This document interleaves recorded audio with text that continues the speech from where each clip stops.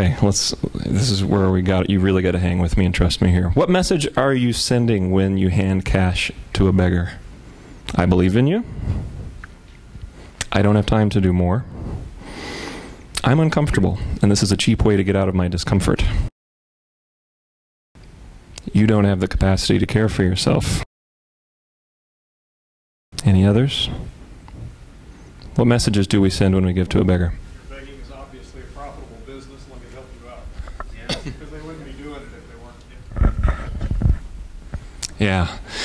And this is where I want to be really careful, because people who are struggling and in need are there for a lot of different reasons, and some of them may be completely valid, may be very difficult for them to overcome the barriers that have been put in front of them. I have a good friend who just did a lot of work as an anthropologist with a homeless population in Boston, and she says overwhelming majority, like 90%, are diagnosed with clinical mental illnesses.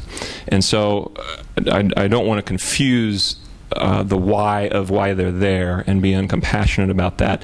But the point you made, Don, is we are part of an exchange in that case. We're 50% of a transaction, and we're part of creating a system that can be abused very easily if we hand money out of a window and don't get any more involved in someone's lives, or understand the reason that they're there, or whether they're ethical, or whether they have a family to care for. Maybe they have a family to care for, but they're going to spend the $10 we gave them at the liquor store on the way home before it ever gets to the family. Those are the important questions, and this is what we're being challenged with in terms of how we give. Anyone ever seen this acronym? It's pretty obscure. Where'd you get that? You're amazing. Know why you do what you do. I picked up that acronym in training years ago as a ropes course facilitator, because everything you do when you've got a live human being suspended from a cable 25 feet in the air is very important, and you need to be intentional about every knot you tie and every assignment you make, or someone could fall and hit the ground and die. The rest of our lives are also pretty important, and what we do with our money, what we do with our time, whether we're intentional about that or not, is also very significant. So my point is, all of this, does your giving reflect your values? What are your values that brought you through your journey from point A to point B? What took you from completely incapable of caring for yourself as a child and needing everyone to surround you with help, to being self-sufficient, going beyond self-sufficient, and caring for others in your family? The young, the weak, the needy. Those are the things that we have to build into other people's lives. Those are the things that we should be giving the beggar instead of the cash. It's up to you and your conscience whether you want to participate in the begging transaction. It used to make me very, very uncomfortable, because I did not want to see myself as an uncompassionate person. And there are a lot of religious texts that say if someone asks you for something, give it to them. But there is a point at which we stop, and at some point our brain kicks in, and we don't give to everyone who asks to us, do we? What is that filter? When do we stop? Why do we make that? Did we run out of money? Probably not. We had a conscious decision to stop at some point because it violated something back in our conscience. I'm inviting you to kind of bring that out from the back of your conscience to the conscious, from the unconscious to the conscious, and think about what it is. What sensibility is offended in you when you're in that transaction? Why is it uncomfortable? For me, I know it was because I'm not comfortable with what's going on here.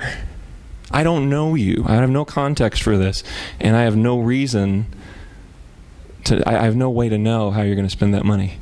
And why are you making me liable for your choices in life?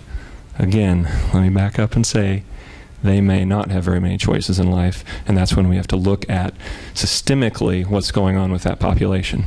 So I caveat all of this to say, really the point is, are we fostering dependence or independence? And that's what we're asking ourselves right now with everything we do. The people that we're connected to, if you watch any of the videos, some of the beautiful work that Scott's produced for us, every local hero and beyond in Peru, Honduras, Guatemala, has at one point or another sat us down and said, I'm really worried about your presence here. We're like, sorry, what did we do? Was it something, did I use the wrong fork? Did I eat with my hands? Did I say something because my Spanish is so bad?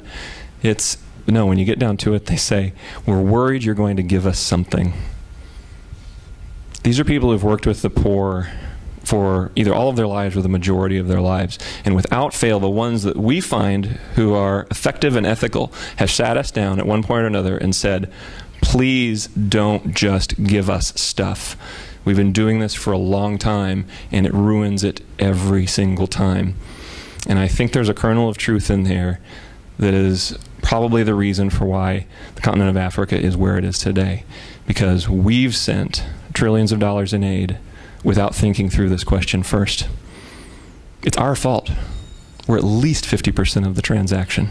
Someone accepting money, that doesn't take a lot of decision making, right? If money's raining from the sky to pick it up, we're the ones who sent it. So I'm asking us to collectively be more thoughtful about how we give.